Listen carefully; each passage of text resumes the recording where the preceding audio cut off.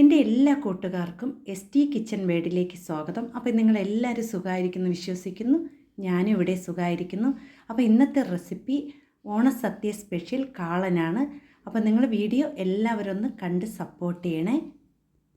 ഒരു നേന്ത്രക്കായയും ഒരു കഷ്ണം ചേനയും കൊണ്ടാണ് ഇന്ന് ഞാൻ കാളൻ തയ്യാറാക്കി കാണിക്കുന്നത്. അപ്പോൾ അതിനു വേണ്ടി ഞാൻ ഇവിടെ നല്ല വിളഞ്ഞ ഒരു കായ എടുത്തിട്ടുണ്ട്. അപ്പോൾ പിന്നെ വേണ്ടത് ഒരു ചെറിയ കഷ്ണം ചേനയാണ് കേട്ടോ. അപ്പോൾ ചേനയും കായൊക്കെ എടുക്കുമ്പോൾ നല്ല വിളഞ്ഞത് തന്നെ എടുക്കണം കേട്ടോ. അപ്പോൾ ഞാൻ ഇവിടെ ചേന ഇവിടെ നിന്ന് എനിക്കൊരു ചെറിയ കഷ്ണം മാത്രം മതി. അപ്പോൾ ഞാൻ അതിൽ നിന്ന് പകുതി മാത്രമേ എടുക്കുന്നുള്ളൂ. അപ്പോൾ ഇതുപോലെ ഒന്ന് ഈ ഒരു കഷ്ണം ഒന്ന് ഇതുപോലെ ഒന്ന് മുറിച്ചെടുക്കുക.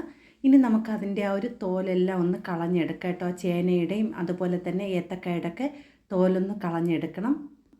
അപ്പോൾ എത്ര വിളഞ്ഞ ചേനയായാലും നമ്മൾ തൊലിയെ കളയുമ്പോൾ നമ്മുടെ കൈയൊക്കെ ചൊറിയാറുണ്ട്. അപ്പോൾ അത് വരാതിരിക്കാൻ വേണ്ടി നമുക്കൊന്ന് കയ്യിൽ എണ്ണ തേച്ച ശേഷം നമ്മൾ ചേന തൊലി കളഞ്ഞെടുക്കുകയാണെങ്കിൽ നമുക്ക് ആ കൈ കടിക്കില്ല കേട്ടോ.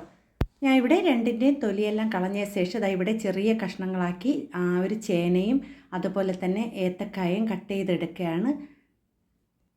അപ്പോൾ ഇത് രണ്ടും ഞാൻ ഇതുപോലെ ഒന്ന് കട്ട് ചെയ്തെടുത്ത് വെച്ചിട്ടുണ്ട്. ഇനി നമുക്ക് ഒരു മൺചട്ടി വയ്ക്കാം. അപ്പോൾ നമുക്ക് ഇതുപോലത്തെയൊക്കെ വിഭവങ്ങൾ തയ്യാറാക്കുമ്പോൾ മൺചട്ടിയിൽ തയ്യാറാക്കുന്നതാണ് നല്ല ടേസ്റ്റ് കേട്ടോ. അപ്പോൾ ഞാൻ ഇവിടെ മൺചട്ടിയിലേക്ക് ഈ 2 കഷ്ണങ്ങൾ ഇട്ട് കൊടുത്തിട്ടുണ്ട്. ഇനി നമുക്കിതിലേക്ക് കുറച്ച് പൊടികൾ ചേർത്ത് കൊടുക്കണം. ഇനി 1/4 ടീസ്പൂൺ അളവിൽ മഞ്ഞൾപ്പൊടി ചേർത്ത് കൊടുക്കുക. ഇനി 1/2 സ്പൂൺ അളവിൽ മുളക് പൊടി കുറച്ച് ചേർത്ത് കൊടുത്താൽ മതി കേട്ടോ. ഇനി ഇതിലേക്ക് 1/2 സ്പൂൺ അളവിൽ കുരുമുളക് പൊടിയും കൂടി ചേർത്ത് നല്ലതുപോലെ ഒന്ന് മിക്സ് ചെയ്ത് കൊടുക്കാം. ഇനി ഇതിലേക്ക് ആവശ്യത്തിന് വെള്ളം ചേർത്ത് കൊടുക്കാം. വെള്ളം ചേർക്കുമ്പോൾ നമ്മൾ പ്രത്യേകം ശ്രദ്ധിക്കണം, അധികം വെള്ളം കൂടി പോകാൻ പാടില്ല. ഈ കായും ചേനയൊക്കെ പെട്ടെന്ന് തന്നെ വെന്ത് കിട്ടും. ഒരു 10 മിനിറ്റ് കൊണ്ട് തന്നെ അത് വെന്ത് കിട്ടും. അപ്പോൾ നമുക്കിതിലേക്ക് കുറച്ച് വെള്ളം മാത്രം ചേർത്ത് കൊടുത്താൽ മതി കേട്ടോ. ഇനി ഇതിലേക്ക് കുറച്ച് ഉപ്പും കൂടി ചേർത്ത് കൊടുത്ത് മൂടി വെച്ച് നല്ലതുപോലെ ഒന്ന് വേവിച്ചെടുക്കാം. ഒരു 10 മിനിറ്റ് കൊണ്ട് തന്നെ ഇത് നല്ലതുപോലെ വെന്ത് കിട്ടും. അപ്പോൾ ഞാൻ ഉപ്പും കൂടി ചേർത്ത് കൊടുത്തതിന് ശേഷം എല്ലാം കൂടി ഒന്ന് ഇളക്കി കൊടുത്തതിന് ശേഷം ഒന്ന് മൂടി വെച്ചൊന്ന് വേവിച്ചെടുക്കുകയാണ്. അപ്പോൾ ഇതൊന്ന് വേവുന്ന സമയം കൊണ്ട് നമുക്ക് ഇതിനാവശ്യമായ അരപ്പൊന്ന് തയ്യാറാക്കി എടുക്കണം. അപ്പോൾ അതിന് വേണ്ടി ഞാൻ ഇവിടെ ഒരു മിക്സിയുടെ ജാർ എടുത്തിട്ടുണ്ട്. ഒരു ചെറിയ ജാറാണ് എടുത്തിരിക്കുന്നത്. അതിലേക്ക് അരമുറി തേങ്ങ ചിരകിയത് ചേർത്ത് കൊടുക്കാം. അപ്പോൾ നല്ല കുറുകിയ കാളനാണ് തയ്യാറാക്കി എടുക്കുന്നത്. അപ്പോൾ ഞാൻ ഇവിടെ അരമുറി തേങ്ങ എടുത്തിട്ടുണ്ട്. ഇനി ഇതിലേക്ക് ചേർത്ത് കൊടുക്കുന്നത് 1/2 ടീസ്പൂൺ അളവിൽ ജീരകമാണ് ചേർത്ത് കൊടുക്കുന്നത്. ജീരകം ഞാൻ ഇവിടെ കുറച്ച് അളവിൽ മാത്രമേ ചേർത്ത് കൊടുത്തിട്ടുള്ളൂ. ഇനി ഒരു പച്ചമുളകും കൂടി ചേർത്ത് നല്ലതുപോലെ അരച്ചെടുക്കണം. ഒട്ടും തന്നെ തരിയില്ലാതെ വേണം നമ്മൾ ഈ ഒരു അരപ്പ് തയ്യാറാക്കിയെടുക്കാൻ. അപ്പോൾ തേങ്ങയിലേക്ക് ആവശ്യത്തിന് വെള്ളവും കൂടി ചേർത്ത് നല്ലതുപോലെ ഒന്ന് അരച്ചെടുത്തിട്ടുണ്ട്. അപ്പം ഞാൻ ഇവിടെ ഏത്തക്കായയും അതുപോലെ തന്നെ ചേനയും നല്ലതുപോലെ വെന്ത് കിട്ടിയിട്ടുണ്ട്. ഒരു 10 മിനിറ്റ് ആയപ്പോൾ തന്നെ അത് നല്ലതുപോലെ വെന്തിട്ടുണ്ട്. ഇത് ഉടഞ്ഞു പോകാൻ പാടില്ല, ഇതേപോലെ കഷ്ണങ്ങളാക്കി തന്നെ കിടക്കണം കേട്ടോ. ഇനി നമുക്കിതിലേക്ക് അരച്ച് വച്ചിരിക്കുന്ന അരപ്പ് ഇതിലേക്ക് ചേർത്ത് കൊടുക്കാം. അപ്പം ഞാൻ നല്ല കുറുകിയ കാളനാണ് തയ്യാറാക്കി എടുക്കുന്നത്, അധികം വെള്ളമൊന്നും ചേർക്കാതെ. അപ്പോൾ ഞാൻ ഇവിടെ അരപ്പെല്ലാം ഇതിലേക്ക് ചേർത്ത് കൊടുത്തിട്ടുണ്ട്. ഇനി ഇതെല്ലാം കൂടി ഒന്ന് മിക്സ് ചെയ്തതിന് ശേഷം തീ കുറച്ച് വെച്ച് ഒരു 5 മിനിറ്റ് ഒന്ന് നമുക്കതിനെ ഒന്ന് കുക്ക് ചെയ്തെടുക്കാം. ആ ഒരു തേങ്ങയുടെയൊക്കെ പച്ചമണം ഒന്ന് മാറി വരുന്നത് വരെ ഒന്ന് കുക്ക് ചെയ്തെടുക്കാം.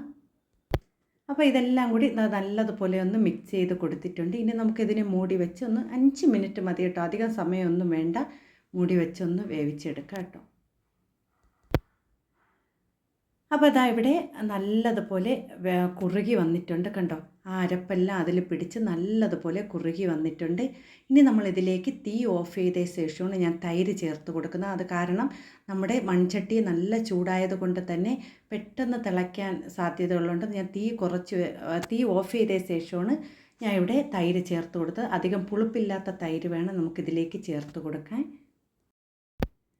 അപ്പം ഞാൻ ഇവിടെ കുറച്ച് പഞ്ചസാര, ഒരു 1/2 സ്പൂൺ അളവിൽ പഞ്ചസാര ചേർത്ത് കൊടുത്തിട്ടുണ്ട്. ചെറിയ സ്പൂണാണ് കേട്ടോ. അപ്പോൾ അതിനുശേഷം ഇതെല്ലാം കൂടി നല്ലതുപോലെ മിക്സ് ചെയ്ത് കൊടുക്കുക. ഇപ്പോൾ തീയൊക്കെ ഓഫ് ചെയ്തിരിക്കുന്നിട്ടും നല്ല ചൂടുണ്ട് കേട്ടോ അത്. അല്ലെങ്കിൽ നമുക്ക് പെട്ടെന്ന് തന്നെ ആ തൈര് നമ്മൾ തിളച്ച് പോകും. അങ്ങനെ വരാതിരിക്കാൻ വേണ്ടിയാണ് ഞാൻ തീ ഓഫ് ചെയ്തത്. നമ്മൾ മൺചട്ടിയിലൊക്കെ തയ്യാറാക്കുമ്പോൾ ഇങ്ങനെ ചെയ്യണം കേട്ടോ. ഇനി ഇതിലേക്ക് നമുക്ക് കടുക് ഒന്ന് താളിച്ച് കൊടുക്കുക. അപ്പം ഞാൻ വറ്റൽമുളകും കടുകും കറിവേപ്പിലയൊക്കെ ഇട്ട് കടുക് താളിച്ചതാണ് ഇതിലേക്ക് ചേർത്ത് കൊടുക്കുന്നത്. അപ്പോൾ പെട്ടെന്ന് തയ്യാറാക്കാൻ പറ്റിയ ഒരു കറിയാണ് കേട്ടോ. അപ്പോൾ ഈ ഓണക്കാലത്ത് ഓണത്തിന് നമുക്ക് പെട്ടെന്ന് തയ്യാറാക്കാൻ പറ്റിയ കാള ഇവിടെ തയ്യാറായിട്ടുണ്ട്. ഇതെല്ലാവരും ഒന്ന് തയ്യാറാക്കി നോക്കണം. അപ്പോൾ നിങ്ങൾക്ക് ഈ വീഡിയോ കണ്ടിട്ട് ഇഷ്ടപ്പെടുകയാണെങ്കിൽ ഒന്ന് ലൈക്ക് ചെയ്ത് സപ്പോർട്ട് ചെയ്യണേ. പുതിയ കൂട്ടുകാർ ആരെങ്കിലും എൻ്റെ വീഡിയോ കാണുന്നുണ്ടെങ്കിൽ ഒന്ന് സബ്സ്ക്രൈബും കൂടി ചെയ്യാൻ മറന്നു പോവല്ലേ.